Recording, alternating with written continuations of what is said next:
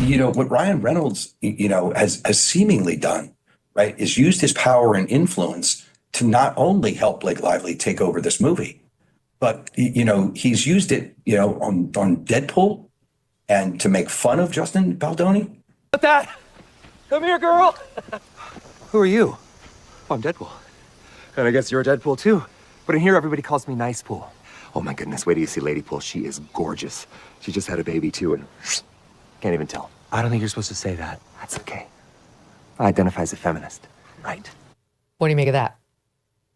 What I make of that is that if your wife is sexually harassed, you don't make fun of Justin Baldoni. You don't make fun of the situation.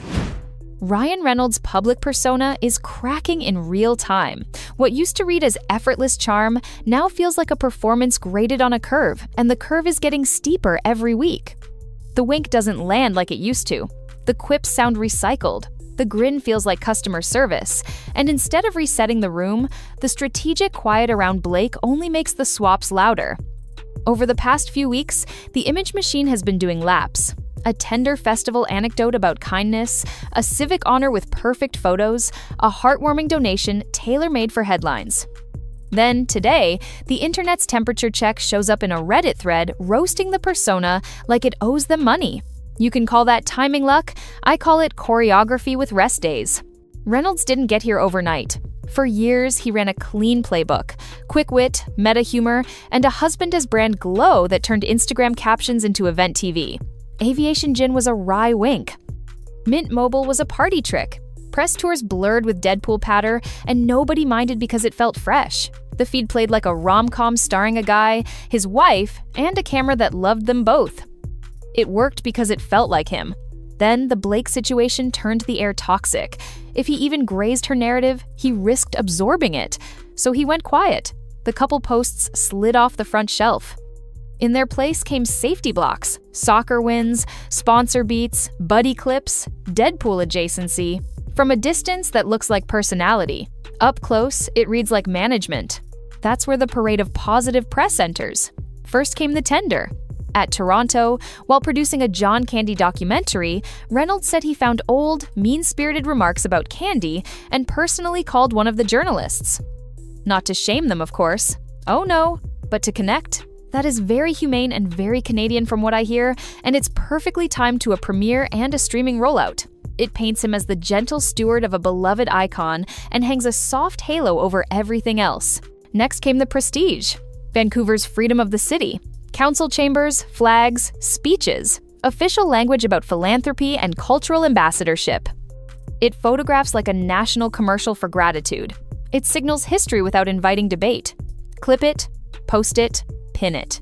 You can carry that image around like a press pass for months.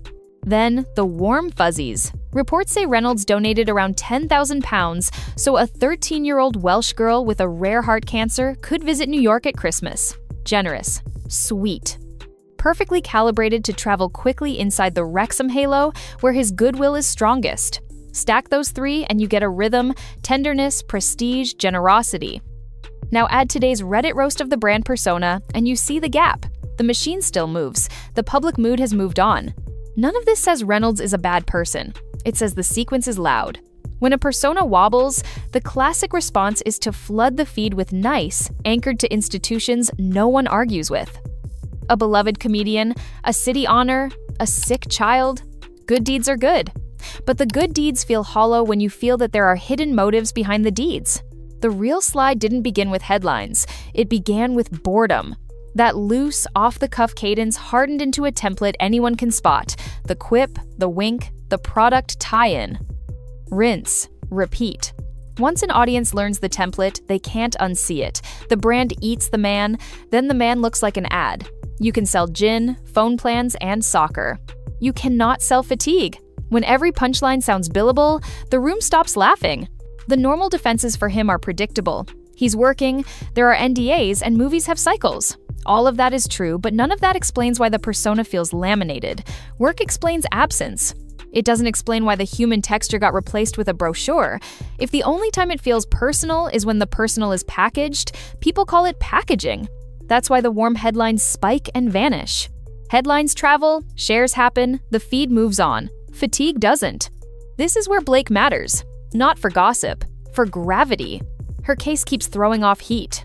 The more her name dominates, the more anyone tied to her looks like they're steering a narrative instead of living in one. Going quiet doesn't remove that. It turns up the volume on what replaced it. People noticed the husband lane went silent and asked what filled the gap. The answer was sponsor-friendly placeholders and safe blocks. Those hold attention. They don't restore curiosity. Silence only works when an audience still gives you the benefit of the doubt. A cratering persona loses that credit first. Meanwhile, the internet is flattening him into 3 shortcuts. The ad guy, the Deadpool voice, the soccer owner. That's what happens when a persona outgrows the performances. The performances drown. If the persona still held full credit, strategic quiet would help. It isn't. Which is why a slap-happy Reddit thread lands like a truth bomb. People were already feeling this. Now they're posting it. The cool husband glow served its purpose until it started to feel like a shield. The quips sparkled until everyone could mouth them with him. Those charitable headlines are lovely, and I genuinely hope that girl has the best Christmas of her life. But charity can't do all the work. That's seasoning, not a meal. A city plaque isn't a plot twist. A polite phone call around a documentary isn't character development. Those are nice scenes. The movie still needs a story. So what actually stops the slide? Don't raise the volume of the brand. Change the note. Risk something that costs. Sit for one honest, unarmored long form and let the jokes rest. Make a project that speaks without the maximum effort varnish on every edge. The audience isn't angry at success. They're bored of the brochure. Give them a new note, not a new headline. Yes, Reynolds is a businessman. That's the point. The magic trick was that the businessman still felt like a person first. That's the piece slipping. When everything becomes a rollout, nothing feels real. When every win looks focus tested, even kindness reads like product placement. That's how you exhaust a room without raising your voice. You keep raising production value and lowering stakes. It's just glossy and empty. Look back at the timeline and the pattern holds. The empathy story floated during the festival window. The city honor hand-delivered prestige shots. The donation rocketed through Wrexham feeds. That's weeks of motion, not days. Today's Reddit roast feels like the group chat finally went public. Does that prove a grand plan? No. Does it look like image management sprinting to stay ahead of a reputation losing its shine? Yes, and if shine is the product, you can't let the crowd watch you polish. They'll clock it. They always do. Good press gets attention for a short time.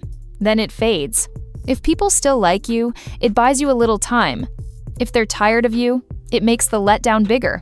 That's where he is right now. Every week there's a new nice headline, but the same problem stays. The fix is not more photos or more "what a good guy" stories. The fix is being real in a way people can feel. Say something true that isn't safe. Admit one thing that might sting. Audiences forgive honesty. They don't forgive a performance that feels fake. Yes, he can still get coverage. That isn't the same as winning people back. Viewers can tell when moments are staged.